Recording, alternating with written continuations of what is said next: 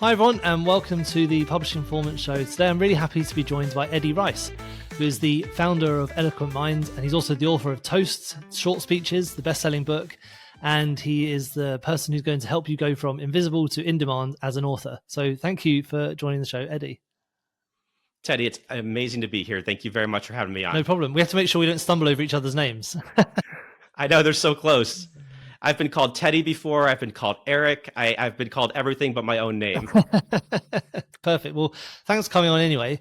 So today we're going to be talking about your business, Eloquent Mind, which essentially helps authors to become famous or become more well-known in their industry, especially by appearing on podcasts. So do you want to give us a bit of a background about Eloquent Minds and how it works? Of course. So there's a few areas of Eloquent Mind, as you said. First is just getting booked onto podcasts, which I believe is one of the most underused, underappreciated efforts for getting your message out there as an author. Instead of starting your own podcast with 100 episodes, I think it's far easier to go on at 100 episodes of someone else's show and reach 100 unique audiences to promote your work that you want to reach. But I also help people out with speech writing, where if you want to take the message of your book and turn it into a keynote speech, a TEDx talk, anything like that, I can help you go from the initial idea to the draft, to the final product, to getting on stage booked as a speaker. So it's a lot of just taking what you have as an author, your written words, and translating them into the spoken word, whether that's a podcast, speech writing, or even social media presence as well. Right. Okay. So when you're helping people to appear on more podcasts, what are the sorts of strategies that you use to help them find the right podcast for them? The very first thing that you have to do is really get your positioning down. And I know this sounds a little bit backwards, or, maybe it's not a step that people always think about, but you want to think about who you are in the marketplace and what unique offering you're going to be able to teach a podcast audience. Mm-hmm. And what I mean is, this is a kind of a fancy way of knowing your brand, but I really like the word positioning. Yeah. Because what it allows you to do is say, this is how I'm different from other people who are trying to talk about the same topic. And then that gives you an edge in figuring out A, the right podcast to go on to, and B, the actual pitch that you make to the podcast show's host in order to get on. You want to have that differentiator inside your pitch so that they say to themselves, okay, this is the 10th person that reached out to me about social media, but this person finally has a unique and fresh take. I want this person on my show and not those other 10 people that are just going to give me the same 3 tips that everyone else does. Yeah. That's a really good point, because it's actually what you did to come on this show. One of the main things that I get a lot of people messaging me saying, oh, can I come on the show? And the ones that really stand out to me are the ones that have got an angle or like a reason for appearing on the show. And I found you don't just have to have one reason to come on the show. Maybe you've got 3 things you can talk about. But when people have done that, that's really stood out to me and helped me to book people, because I can see, okay, I want this person to speak about, for example, appearing on podcasts like you've messaged me about. Oh, no doubt. I come from a PR background, so angles are my bread and butter. When you're thinking about a news story having a particular angle, or a client having a particular angle that you want to pitch for a news story, it's that unique edge that you give. And the more of those that you can have, the more angles, the more ways that you can differentiate yourself, the better you are going to be when you are pitching that host and finding the right show, because they're going to automatically think, oh, this person did their research, they matched my show, they matched my audience, and they have something fresh and unique to actually talk about. Yeah. And so that's exactly what we go for in the media kit that I put together with people. Is it's not just your bio and your social media profiles and all that fun stuff, but we come up with the actual 10 angles that you're going to choose from to pitch. And we put those directly into the media kit when I'm working with someone, so we can ensure that the host knows those angles. And also it's a great area for questions that come up during the show too. So it's a perfect match, and it's a step that people seldom take. They just fire off random emails saying, can I come on your show? And then they wonder why they're not getting accepted onto podcasts. Yeah. Now, how do you find the right podcast to appear on? Have you got a way of getting those leads, or is it just a case of scrolling through social media to find the right ones? It really depends on what your budget is. I think if you have a kind of low budget and you don't have a lot of extra money lying around, I think Listen Notes is the very first place that I would go, listennotes.com. And it's got a whole database of podcasts that you can search for free, along with a listener score similar to a Nielsen rating for a podcast. So you can see, okay, how well known is it within that niche? How, difficult or easy of a show is it going to be to get on? Is it one of those mega shows, or is it one of those medium shows, or is it a new show? That's great to start. But if you want to take it one level up, I would definitely look into the more expensive podcast directories like Raffik, where you can get listener show data on a show. So you can know its demographics, you can know listener numbers, you can know host outreach contact information, and anything else that you would want to know about the show. I think Raffik starts at maybe $99 a month. So that prices it out of the price range for a lot of people, unless you just sign up for the free trial and use it for 1 month, which is definitely a way to go with it. I apologize to Raffik for saying that, but it is a method that you could do. Just sign up once, get your podcast list, download it, and then cancel the subscription, just like you do for Netflix or Amazon Prime when there's nothing left to watch. Yeah, I should sign up for Raffik and let everyone just use my account or something. That's exactly what I do. It's built into the price structure, so I have access to it and can use it for different clients. And I can leverage it that way rather than just using it for myself to find podcasts to go on to. I can, help others and just do the research for them. And that's definitely one of the services that I help provide too. Nice. Yeah, Listen Notes is good. I follow my own podcast on there, so I can see that it's like top 5% in the world, which is amazing when I think about it, that it's got to that point. That is amazing. Congratulations. Yeah. So when you're that one page that you put together, what sort of information should we be putting on there as authors to try and catch the eye of podcast hosts?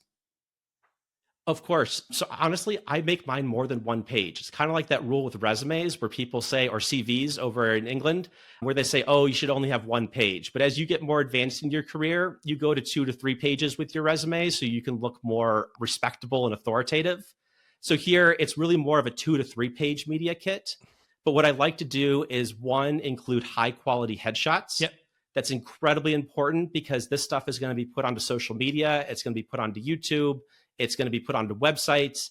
You want to invest in some great headshots. So reach out to someone local to you who can match your style and match who you are as a photographer, and get them to do a session of headshots in an afternoon. And you can reuse those for your website, your own social media. It's probably one of the best investments you can make. And then 2, you want to start off with what I call your short bio and your long bio. Your short bio, you write that in the third person. And that's the bio that's going to be read on air, just like you did for me today. And then the longer bio can be about 2 to 3 paragraphs. And that's really just for the host to read. It's to understand who you are, your experiences, and to see if you are a fit for the show. I then follow up with suggested topics, angles, and questions for the host.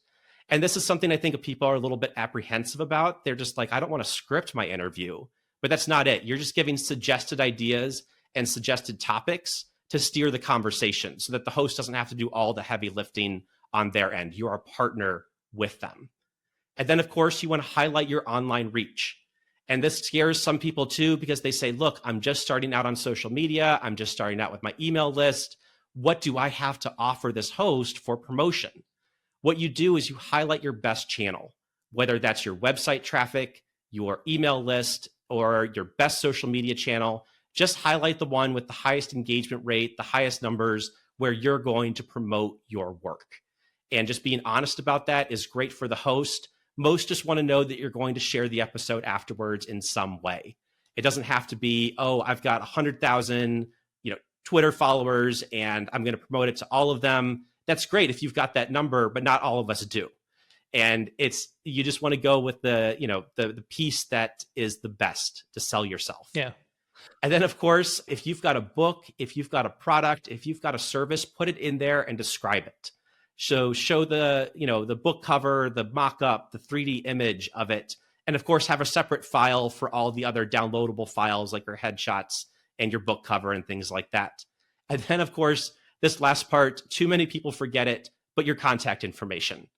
Please, please, please put your email in there, your phone number if you're reachable by phone, and then, of course, all of your social media handles that you want the host to get to along with your website. people forget to put this in there and they send it off to the host and they wonder why they don't hear back. It's because they can't find the contact information for this great guest. So please, please, please make sure you put your contact information at the end so that the host can reach out to you. Yes, I get a lot of people contact me and then, they haven't put the right thing down to get back in touch with them, or, they message me on Instagram and it goes to my requested folder. So I don't know how to get back in touch with them. I know it's such a simple step. And honestly, like, it's the easiest thing to do, but we forget it too often. We just assume that they'll get through to us. Or even if we just give our email out, those follow-up emails can go to spam pretty easily. I've lost things in spam before that should not have gone there. The automation is not perfect in Gmail. And that's just, unfortunate when it happens. Yeah. Now, a lot of people who listen to this we've got a mixture of fiction and non-fiction authors. And so the people who are fiction authors, because it sounds like most of the work you do is with non-fiction people, but for people who are fiction, what sort of angles do you think they could use to approach some of these podcasts with some great talking points? The first thing to do, I think about fiction a lot and you're 100% right. I do work with a lot of nonfiction authors. It just lends itself to a lot of public speaking, a lot of TED Talks, a lot of keynotes and things like that. But for fiction authors, I've definitely put some thought into this as well.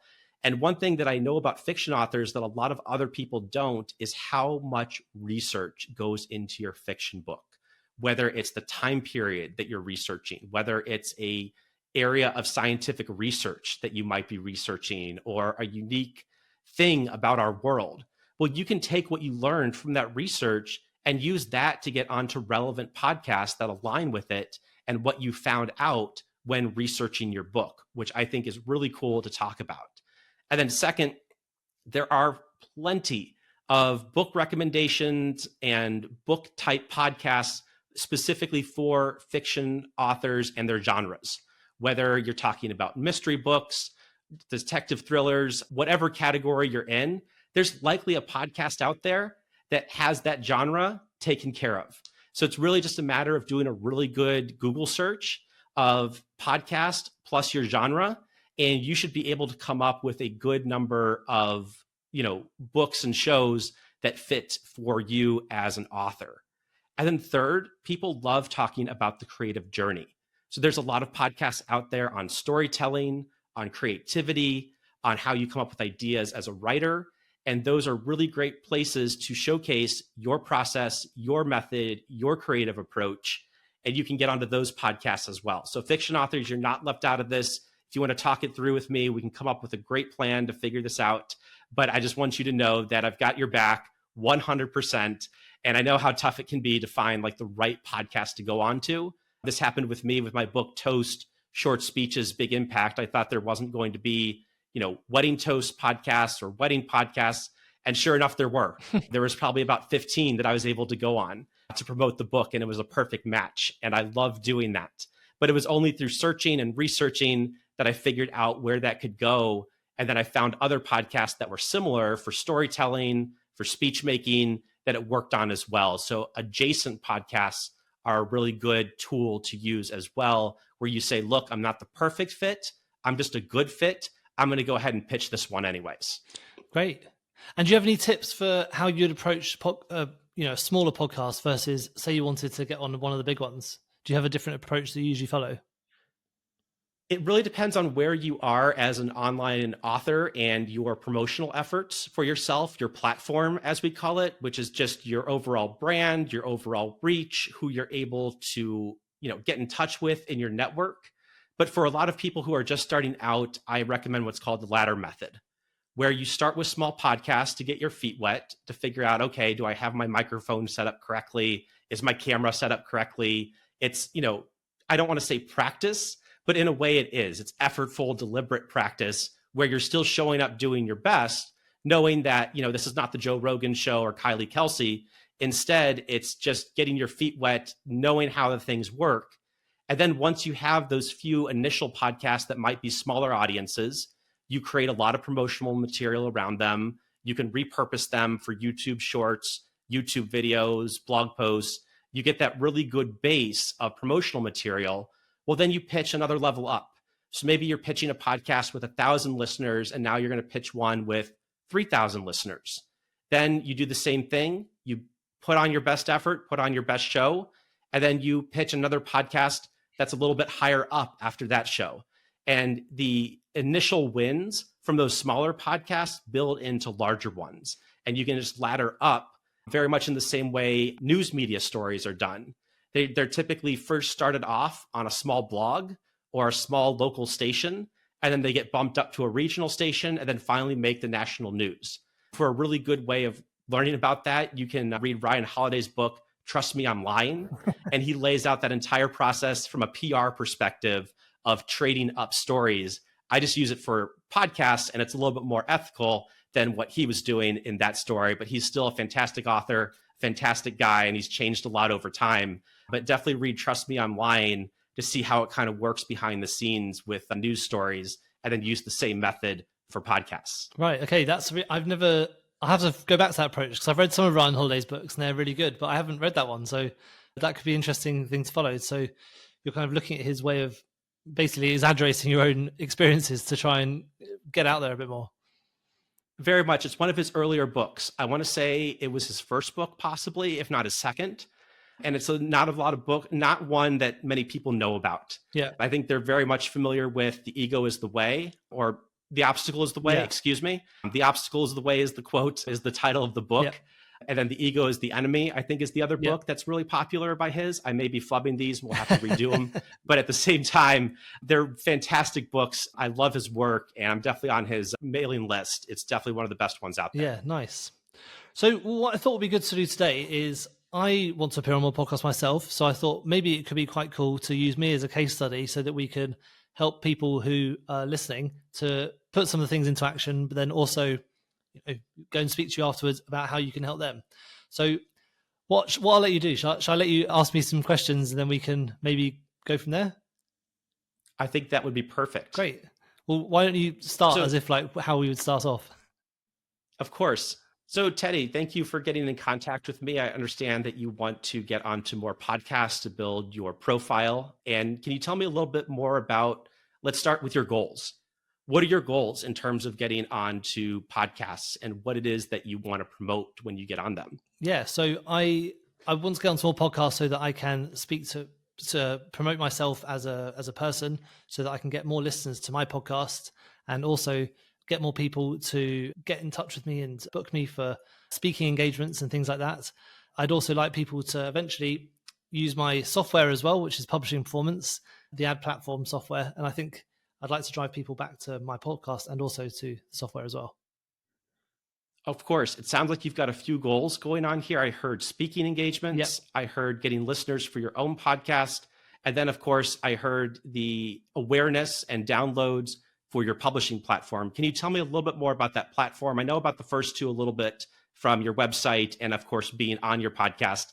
But tell me more about your publishing platform. What does it do? How does it help people? What are the ins and outs of it? So it's Amazon advertising platform, and it uses AI to basically be your Amazon ad account manager. So it helps authors to sell their books by plugging into their KDP account and running their ads for them using AI.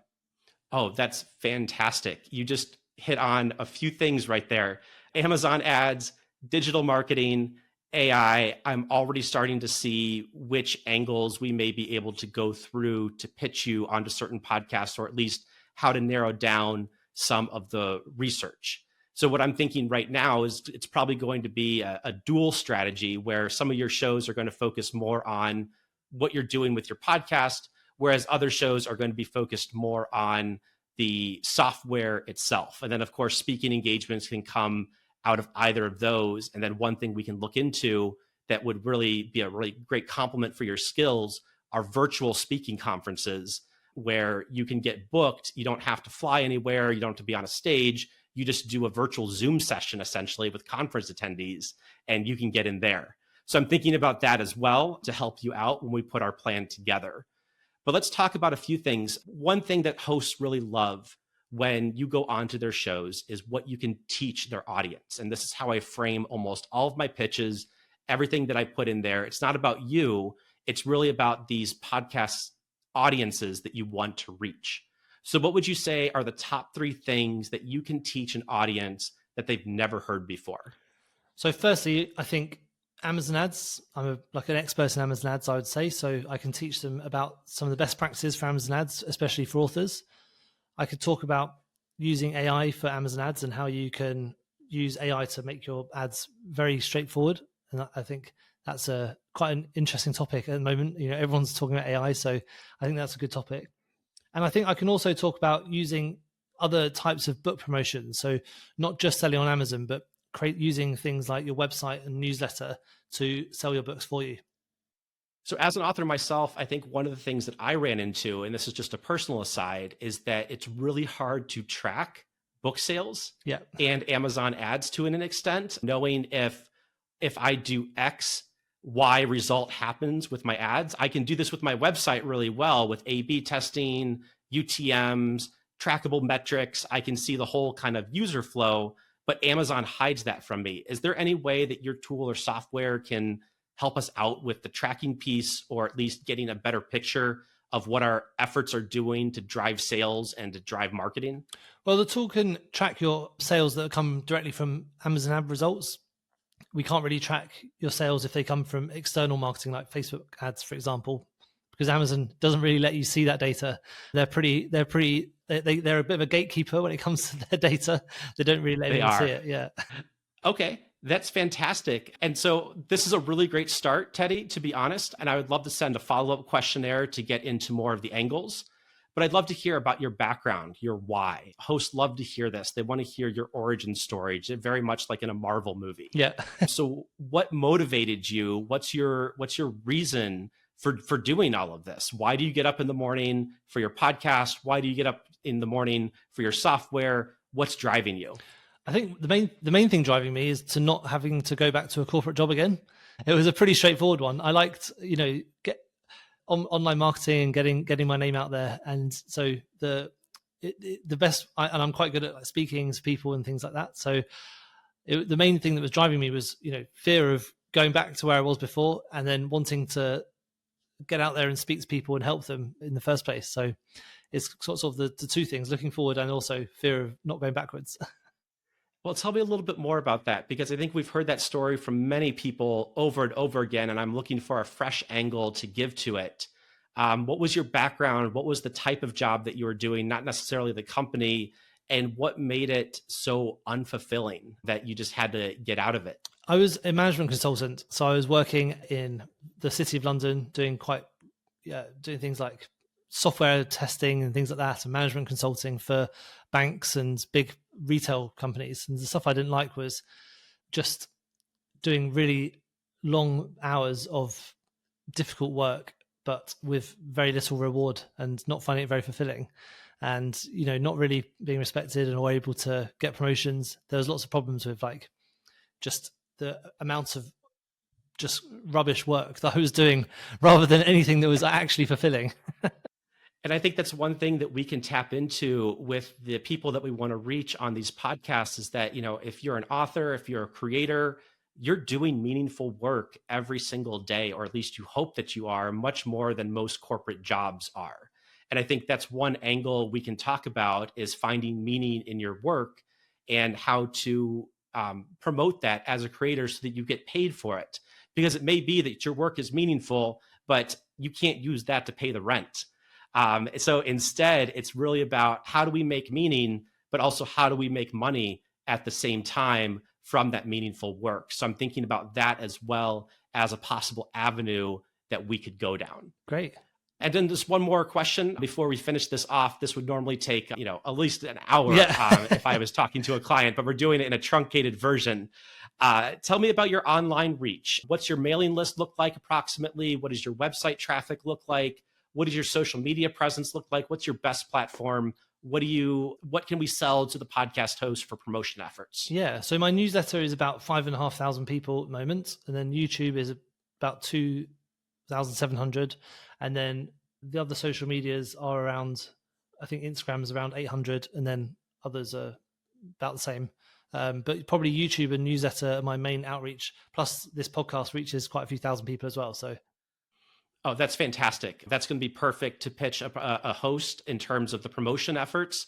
And because you're a content creator as well, they'll have no doubt in knowing that you know how to create audio content, you can create video content, you can create content for different platforms. That's going to be absolutely amazing when that show hits. You can create audiograms from the Headliner app, Yep. or just short videos for YouTube Shorts or other platforms as well. They're going to love to hear that. Yeah. So Teddy, thank you so much. I think this is a great fit for us to work together. I would love to send over a proposal and a few more questions if you'd be open to it. And I'd love to work with you 100%. Great. Well, I love how much information you pulled out there in just a short amount of time. Like even just thinking about those different angles and the way we could approach those conversations, that's super valuable for authors. Well, thank you. What for authors that haven't got so much of a reach? So, I mean, my reach is relatively small, really, but people might be even just starting out. How would you help them? How can people provide that value, to the podcast host? What's the best way of standing out there? Well, I'm in that same boat, to be honest. What happened with me is that when I released Toast, it was right at the end of COVID, and I didn't have a full-time employed job at the time. I was still looking. And I got that job, and it took up all of my time to where I couldn't promote the book. I couldn't grow my social media presence. And I'm really starting from scratch all over again. So one thing I'm experimenting with is paid traffic. I know a lot of people love the idea of organic traffic, but one, Google's algorithm has changed so much from even just a few years ago to where organic traffic is a lot harder. And then even the social media algorithms, you have to pretty much play their game. And one of that is through paid advertising or boosted posts.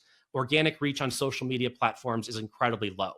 So what I would suggest for you as an author and someone who's trying to grow their audience is experiment with very small paid ad promotions and paid social boosting promotions. We're talking $25 at a time, $50 at a time. There's plenty of tutorials out there. I love the ones from digitalmarketer.com on how to do it, but you essentially are going to have to pay to get your reach. And I know this is not the thing everyone wants to hear, but I tell the truth a lot of times. And it's, it would be great if all of the algorithms behaved and all the greatest organic content, the best content got out there, but that's not the name of the game. The name of the game is paid promotion. So if you've got a small audience, you can say, look, to the podcast host, I can put paid promotion behind this in X amount of dollars to get it out onto various social media platforms and to grow my audience as I grow with yours.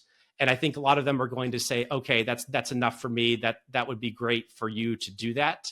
And then, of course, at the end of the day, please focus on building your email list. That is the single best seller of books. It's the biggest seller of client services. It's something that the algorithms can't mess with. And you always have it no matter if a platform gets banned, if they change their algorithm overnight, you still have your email list of engaged subscribers at the end of the day. That's the first place to start. After that, experiment with paid advertising and paid search to get traffic to your website. And then, of course, still build up your organic content, but know that it takes a much longer time to get that rolling and to get it moving and to maintain it with Google and all of the other algorithms out there. Yeah. So once you've appeared on podcasts, and especially if you're new and maybe you don't have that reach, what's the best way of making the most of that podcast episode being released? What you want to do is have a promotion plan ahead of time. And it really depends on how much time you have and what content you like to create. So one app that I mentioned earlier was Headliner. Yeah. And what it'll do is it will take your podcast, transcribe it, and then use AI to figure out some of the best snippets. And then you can create audiograms out of it. So those social media posts with the waveform on them that bounces up and down with the subtitles, it will create them automatically for you. And then you just got to do a little bit of editing for what you want it to look like. And then you've got promotional materials. But then, of course, I'm a fan of ChatGPT in using it to repurpose content, not to create something from scratch because it's horrible at that. But if I give it a transcript from a podcast and ask it, take this transcript and give me 5 different blog ideas that I could create out of it. Well, I've just got a new idea for a blog that I can also put the podcast into as a way to enhance the content. And then, of course, you can ask it to repurpose it for other social media platforms. You can say, hey, what would be 5 140 character messages that I could create out of this podcast, or 280, given the new limits on other platforms. But the idea is that you want to take that podcast, repurpose it into other platforms that you have. I'm also a fan of the tool blaze.ai, which I just found, where it will do a lot of the automated AI work for you when it comes to content creation, and then even schedule your posts, schedule your blog posts on WordPress and your various social media platforms as well. So it's about working smarter, not harder, and not taking 20 hours to repurpose content, but instead maybe 1 hour instead. That's probably the best tip that I can give. Look for the tools that are out there, sign up for the free trials, try them out, see if it makes things faster, and then go from there. Yeah, that's great advice. Now, who are the sort of typical people that you want to be working with you? And also, once you found those people, what does starting work with you look like? So I've said this in a few podcasts before, and I don't want to come off as mean or angry, but there are certain people that have certain personalities that don't work with me. If all you're going to do is just give orders and expect me to just, drum up work within 24 hours and to give you the final piece of speech product or podcast research without a conversation, without a back and forth, without a true partnership, we're just simply not going to work well together. So it's really those people that are in it for the long term, that want that long-term relationship with me to take their ideas and spread them out into the world. Because podcasting or guest podcasting is not a one and done type thing. You're not just going to go on to Joe Rogan tomorrow and be famous. It doesn't work that way unless you've got a ton of money and you're already famous. And then at this point, you probably just don't need me. But for everyone else out there, you have to play the long game. And that's going to be us working together over several months to put together a plan, a strategy, and to track metrics and to see what's working and what's not. I think I went on to maybe 35 podcasts with my book, Toast Short Speeches, Big Impact. And it wasn't until maybe podcast 15, podcast 20 that I felt comfortable in what I was saying and that I started to see results from those podcasts. So it's very much a long-term thing. And so is public speaking. You're not just going to get a $10,000 speaking fee right off the bat. You may have to speak for free. You may have to speak to an audience of one sometimes. Right now, I have a webinar that I'm trying to get signups for, and I've got one guest registered so far. So we're going to see what goes on with that. I got to change my strategy and how I'm marketing. But it's just a long road if you want to do these things that end up getting you paid in the end. But just know that you don't become famous overnight. Instead, it's a long haul game of slowly building audience, building trust, and in the end, working with someone who can be your partner, help you stay accountable, and make it all happen with you. Yeah. It's what you were talking about before we came on the show. Having that accountability partner, I think, is one of the biggest drivers of success. Someone who can look at what you're doing. Are you doing the right tasks? Are you completing them when you say you're going to, making sure you're staying on track? I think that's super important. Very much. One of the things I've learned through a program called Commit Action is that you want to be doing the most high leverage tasks in a week to get towards your goals. So that might mean for some people, not posting on social media, but instead emailing their newsletter list. It might mean instead of creating a YouTube video that you're pitching 15 podcasts and you're getting that done before you do anything else. Or instead of creating 20 blog posts, you create one really great one and then go promote it. So you want to have someone who can kind of check what your weekly activities are and say, you know what, these 3 are going to be your highest leverage and these other 3 are going to be your lowest leverage. So let's wait on those and let's do the highest leverage ones first. And that's what's going to get us results in the end if we do those consistently. Yeah, definitely. Now, this has been a great conversation. I've loved chatting about how to get onto podcasts. I think I get a lot of questions about it. I get people ask me, what do you want to see from people who want to appear on podcasts, and authors especially who want to come onto my show. And I think your advice about having those angles out there, I think that's really important. It makes you stand out loads, because I get a lot of people who message me being like, oh, I've got a new fantasy book. And I'm like, okay, well, what are you trying to do with that fantasy book? What are we going to talk about when you come on the show? So think about why it is you want to appear. I think that's really good advice. And I think working with someone like you to really build that sheet out is going to be really helpful. So thank you for coming on. It's been really helpful to hear about all those things. Teddy, it's been absolutely wonderful. You're a great host and a great conversationalist. And I enjoyed this tremendously, especially doing the back and forth that we got to do in the middle of the show. It's just up my wheelhouse. It's something I love to do. And honestly, you can schedule a free strategy call with me at my website, and we can have that same conversation completely for free, and we'll figure out if we're a good match. Great. I want to know that ahead of time with people. Just, are we a good match? Are we going to be partners together? Are we going to make a good connection? And if not, I've got others I can refer you to. But I just want to make sure that anyone that I work with, whether that's a podcast host, a podcast guest, an author, that we just gel and that we match and that we work well together. Those are the type of relationships that I want to have with people. Yeah, perfect. So if people want to get in touch with you, where's the best place for them to do that? It's eloquentmind.co. So it's .co. So it's eloquentmind.co. It's my main website, and you can book the strategy session there. I've got a few online email courses that you can take for free. So it's 10 emails in a series. They're not short emails. They're fairly lengthy, and they take you through whether it's getting booked onto podcasts, putting together a keynote speech, whatever you want. It's just a free way to learn about me and what it is that I do in just a very easy way. It's email. No videos or anything like that, nothing fancy, just straight text, but at the same time, really informative stuff. And then, of course, I've got a few books that I've got planned to release this year, whether it's on podcast guesting or how to be an author entrepreneur, or even how to turn your book into a keynote speech. Those are the 3 big goals that I have for this year. And I can't wait to tell everyone about them when they're ready. Fantastic. Is this an exclusive? Are you releasing the name of your book here, or will you have to wait for that? Oh, no, I am not. These are very much in draft form. I apologize. I am not announcing, I'm not, trying to do a Trojan horse and announce the release of my new book on a podcast. Instead, I just want to let you know that if you want to, get the first chapters, if you want to, watch me as I build the books, I'm going to release parts of the chapters to my email list. And a lot of the content that I create is going to go into them. So if you want to see the process of how the sausage is made from a nonfiction author, feel free to sign up for the email list as well. And I will keep in touch and tell you, hey, got this chapter done. Here it is. I'd love your feedback. That's really what I'm looking for here, more than trying to sell someone on something. Yeah, fantastic. Well, thanks so much for coming on. It's been great to chat to you. Now, just before we go, I always ask everyone this question. Now, it's a book that you recommend that everyone should be reading. So this could be something that's helped you out, or one that you're really enjoying reading at the moment. But what's a great book that you recommend everyone should be reading? I go back to The Road by Cormac McCarthy. Right.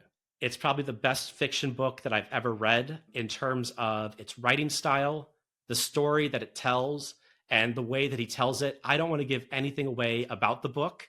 It's fairly bleak and dystopian, but at the same time, there are just moments where his writing just hits you. It stays with you. And I promise that if you read it to the end, it's going to pay off immensely. Great. But, carry the fire. One of my favorite quotes from that book, The Road by Cormac McCarthy.